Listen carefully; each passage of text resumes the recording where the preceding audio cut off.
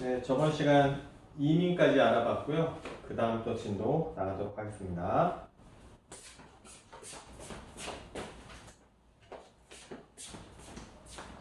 교재 70페이지 3번 이민까지 저번 시간에 봤고요. 71페이지 반가로 4번 부득이한 사유로 양도하는 경우.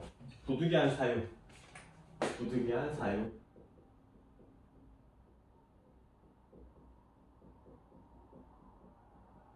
부득이한 사유입니다. 부득이한 사유. 부득이한 사유는 뭐냐면, 자, 동그라미 잘 쳐놓으세요. 1년 이상 어떤 주택? 거주한 주택이에요. 일단 이게 전제 조건이 맞아야 돼요. 1년 이상 거주를 해야 돼요, 일단. 최소한 1년 이상 거주를 해야 돼요. 그죠?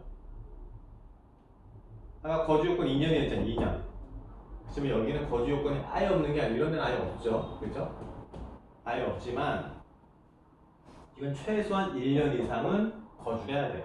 거주해야 되고, 그 다음에 어떤 부득이한 경우냐면 취약, 근무, 질병, 그 밖에 부득이한 사유로서 양도하는 경우, 그죠?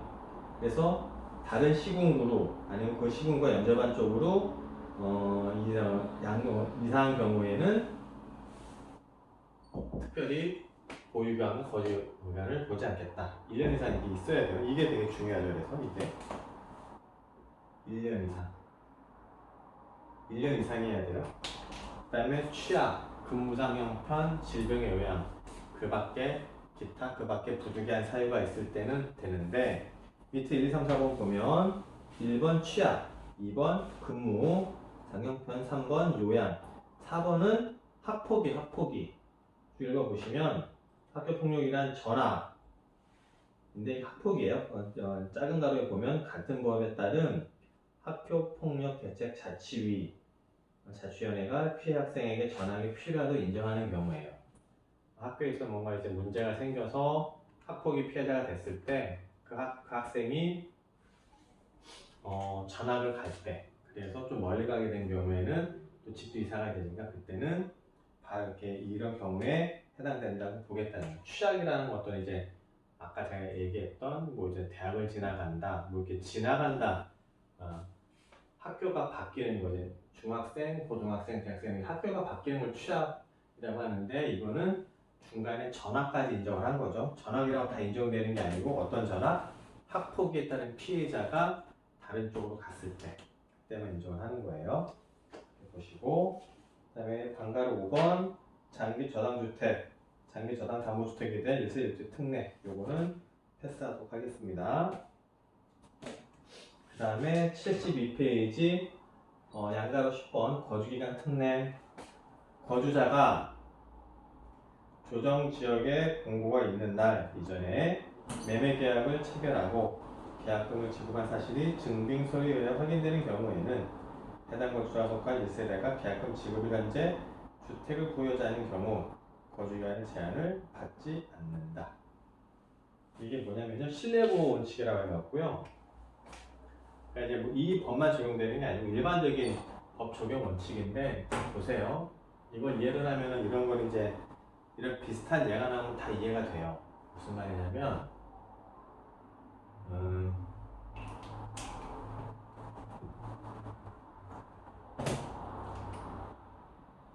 어떤 법이 이렇게 시행이 되고 있었어요. 그죠? 시행이 되고 있었는데, 그럼 국민들이 이 법을 보고, 이 법엔 이렇게 기술이 되어 있으니 이 법에 맞게 본인의 의사결정을 하고 법률 행위를 하고 그럴 거 아니에요. 그죠? 그에게 법에 대해서 신뢰를 하죠. 법에 대해서 신뢰를 하니까 법이 기술된 대로, 법이 해석이 되는 대로 행동을 하잖아요. 그죠? 그럼 국민이 신뢰를 하고 그에 따른 법률 행위를 해요. 그러면은 이쪽 법의 입장에서 봤을 때는 신뢰를 보호할 필요가 있죠. 신뢰를 보호해줘야 되죠. 그죠? 그 신뢰를 보호하는 게 당연한 거예요. 그죠? 신뢰 보호 원칙이라고 해요. 그래서요. 이렇게 가다가 그 법이 쭉 시행이 되고 있었는데, 뭐 만약에 A라는 법이라고 하면, 근데 이 시기에 와서 이때 와서 법이 A-1로 바뀌었어요.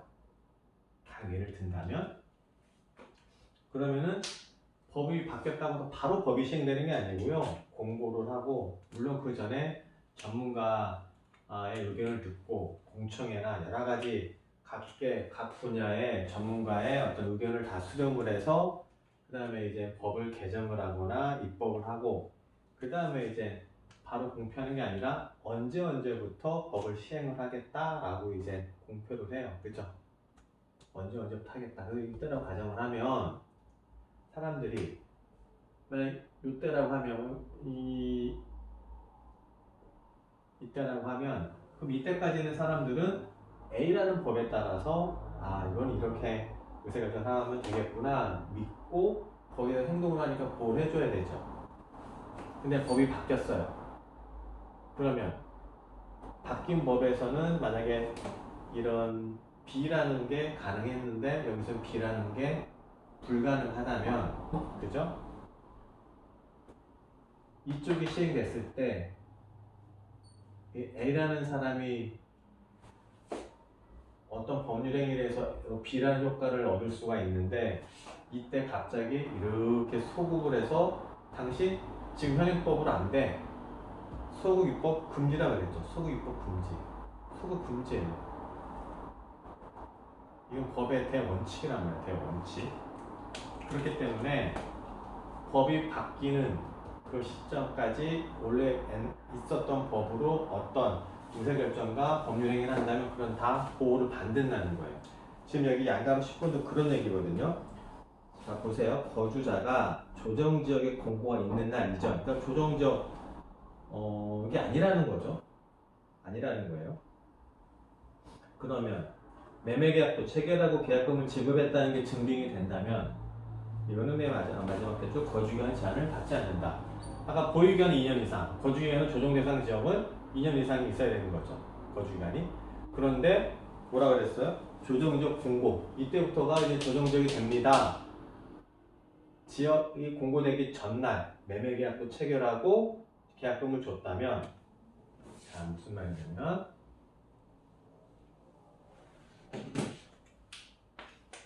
A라는 사람은 이때 이제 지역이 조정대상 지역이 아니었던 거예요. 그리고 이 시점을 기준으로 해서 조정대상 지역이에요. 이 사람은, A라는 사람은 이때 법에 따라서 조정대상 지역이 아니니까 거기에 맞게끔 의사결정을 했겠죠. 신뢰를 하고. 그럼 당연히 법은 보호를 해줘야겠죠. 그 신뢰에 대해서요. 그 의사결정을 계약을 한 거예요. 그렇죠? 부동산을 계약을 했는데, 저희가 보통 이제 뭐 빵집에 가서 빵 사 먹는 건 바로 그냥 즉시 빵 갖고 오고 돈 주고 바로바로 해결이 되지만, 이 부동산이라는 건 보통 이제 짧게는 한 달, 길게는 두 달, 세 달, 아니 더 걸리기도 하거든요. 그래서 계약금이 이렇게 있었고 쭉 보니까 이때가 잔급인 거예요. 그렇죠? 법은 이제 중간에 이렇게 됐고요. 이렇게 됐고, 그러면 양도 시기하고 취득 시기가 뭐가 원칙이라고 그랬죠? 잔금 청산일이에요. 그죠? 이때 자기 거, 만약 A가 파는 거라면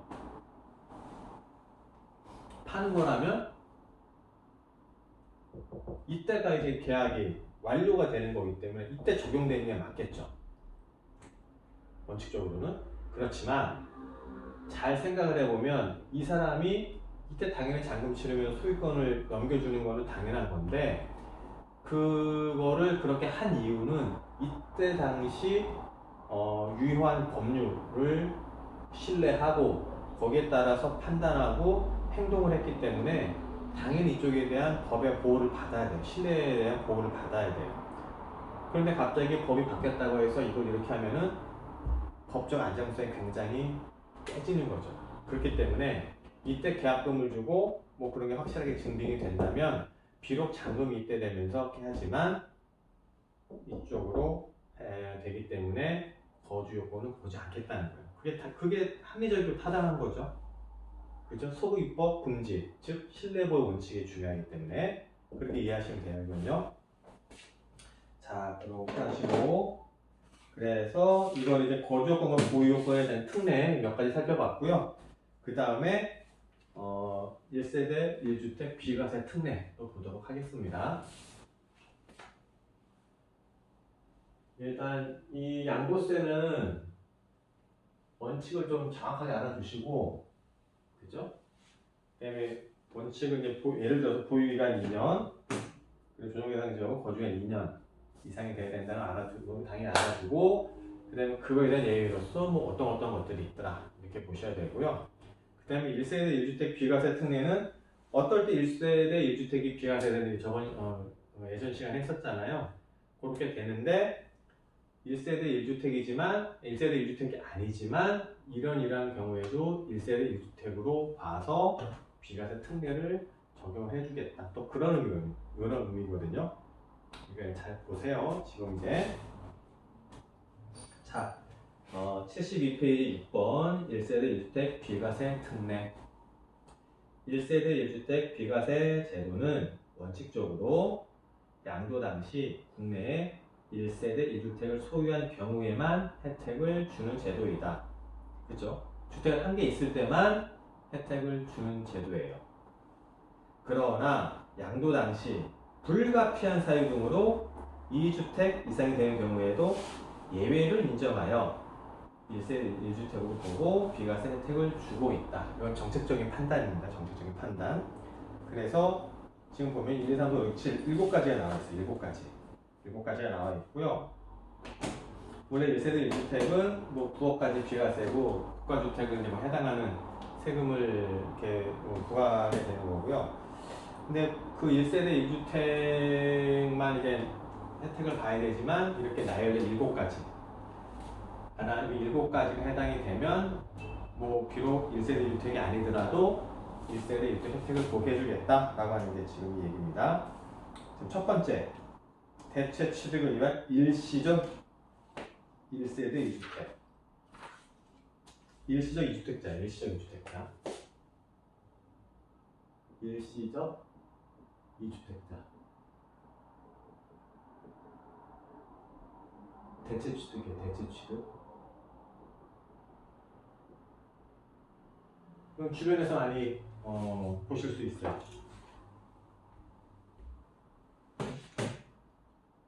예를 들어서 갑이 A 집에서 B 집을 이사 가요. 원래 1세대 1주택이에요. 1세대 1주택인데 A 집에서 살고 있는데 마음에 드는 B 집이 나왔어요. 그죠? 물건이 너무 좋고 해서 이 집을 계약을 했어요. 그죠? 그럼 값 소요 되잖아요. 그리고 나서 이제 두 개를 이제 보유하기는 어렵다고 판단을 하고 A를 팔으려고 하는 거예요. 그러면 소유권은 B도 취득을 했다고 하면 소유권이 갑으로 되어 있기 때문에 두 채잖아요. 두 채. 그죠? 근데 A의 지금 행동은 어떤 거죠? B를 아니면 A를 투기 목적으로 샀나요? 아니잖아요. 거주 목적이에요. 거주 목적. 거주 목적이 명백해요. 그죠? 그렇기 때문에 이런 경우에까지 1세대 2주택으로 보고 중과를 한다는 것은 굉장히 비합리적이죠. 그죠? 그러니까 이게 입법 배경. 그렇기 때문에 이런 경우에 있는 처한 국민들을 구제하기 위해서 이 특례가 나오는 거예요. 그래서 내가 이 집을 사고 이 집을 팔면 된다. 이렇게 하면 이게 기본적인 개념이고요. 네, 그 디테일한 거를 이제 좀 보도록 하겠습니다. 그냥 기간을 뭐 무한정을 준다든지 그러면 안 되고요. 어떻게 이제 좀 디테일하게 규정이 들어왔는지 자 보세요. 교재 72페이지 강간 1번 비과세 요건. 국내 1주택을 소유한 1세대가 그 주택을 취득함으로써 다시 국내 1주택 소유한 1세대가 그 주택 일반주택이에요. 종전주택, 일반주택, 종전주택.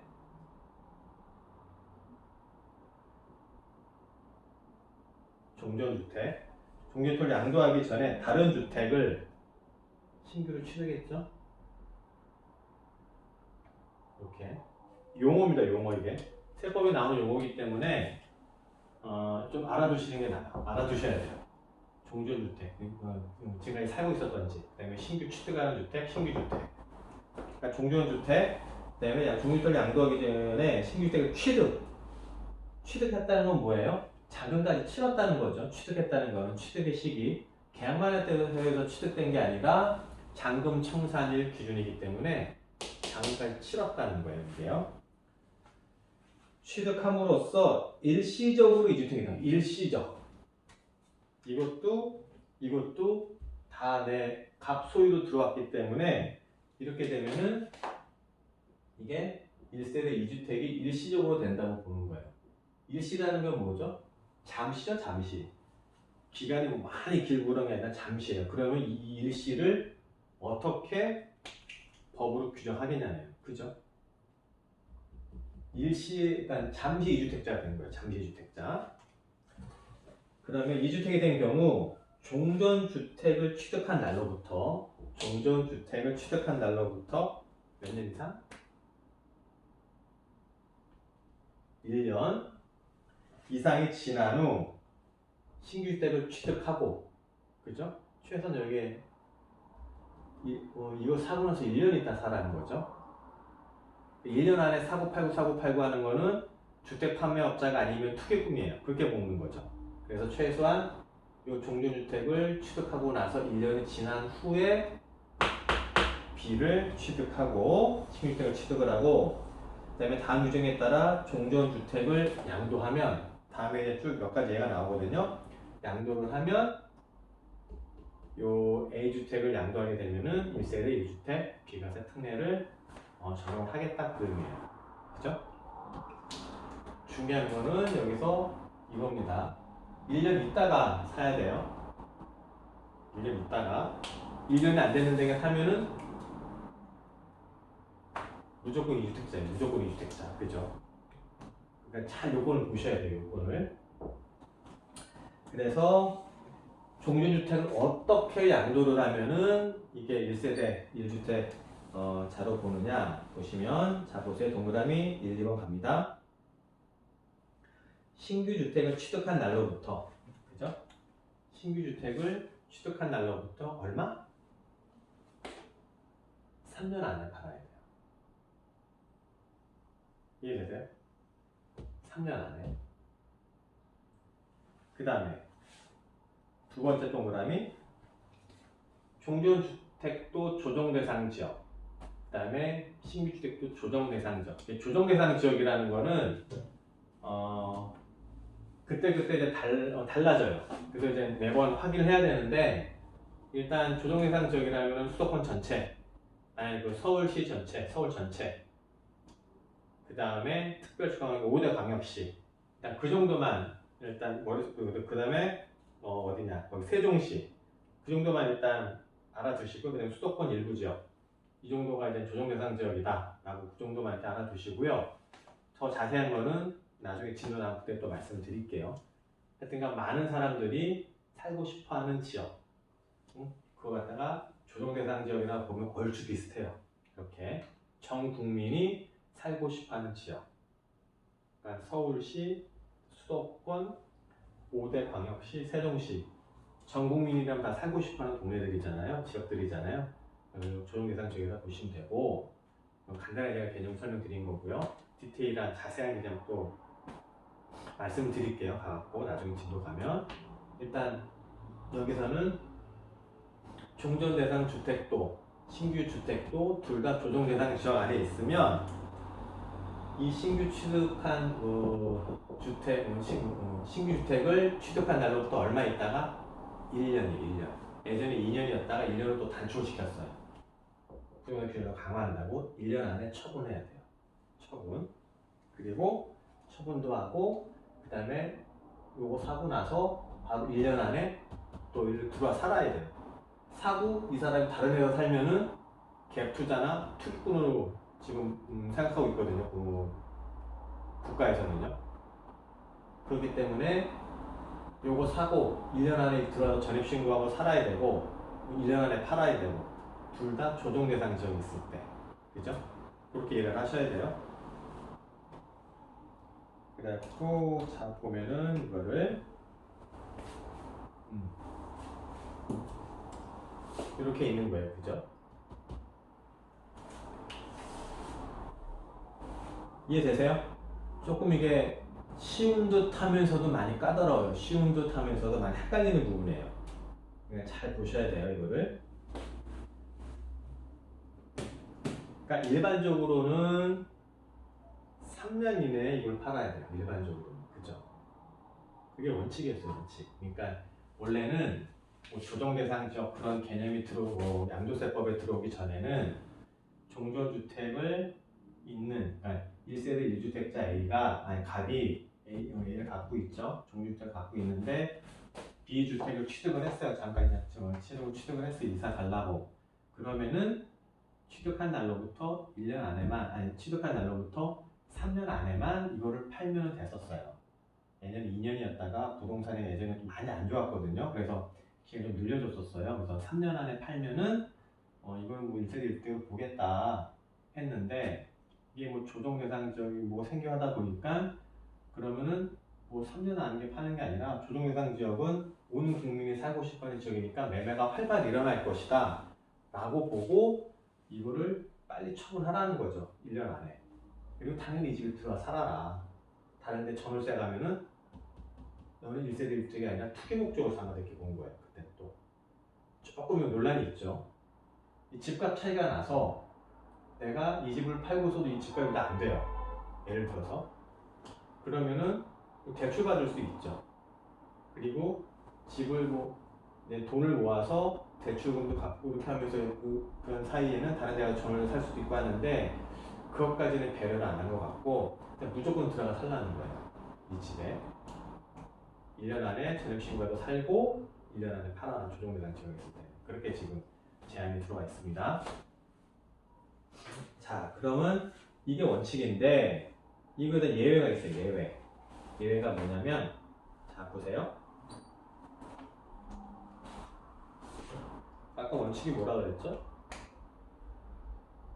종전주택에 1년 이상 살고 나서 그 다음에 뭐 하라는 거였죠? 요거에 대한 예외. 그죠? 그 다음에 원래 또 원칙이 뭐였죠? 또 하나 뭐가 있었죠? 3년 이내에 팔라 그랬죠. 이거에 대한 예외가 있는 거예요. 특례. 이거에 대한 보면은 자 73페이지 방가로 2번에 봅시다.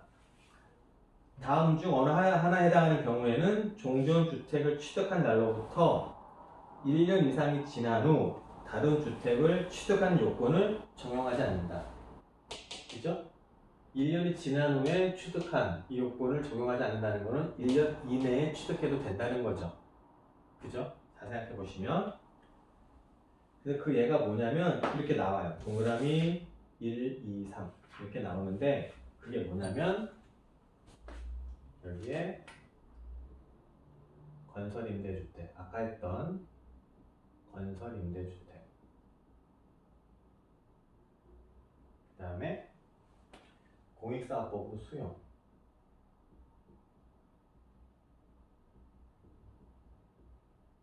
그 다음에 세 번째 근무상 형편.